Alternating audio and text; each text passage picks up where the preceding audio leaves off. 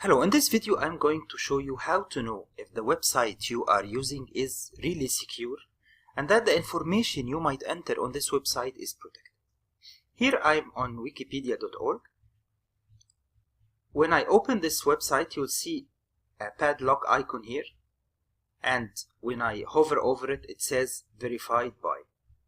When I click here, it says a secure connection, and it assures me that my connection to this website is secure. What does this mean? It means that any information I input on this website will be secured and is not vulnerable to be detected by someone else. This is the Mozilla website. As you can see here also, the green icon.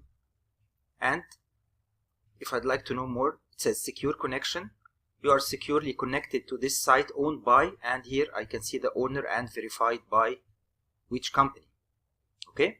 If I'd like to click on more information, it gives me all information about the website, the owner, the certificate, and it also says if this website is storing cookies on my computer. And cookies are just little pieces of information that the website stores on my computer so that it would know who I am and how to serve me better. And you will see that some sites, when you open the website, it asks you to accept the use of cookies.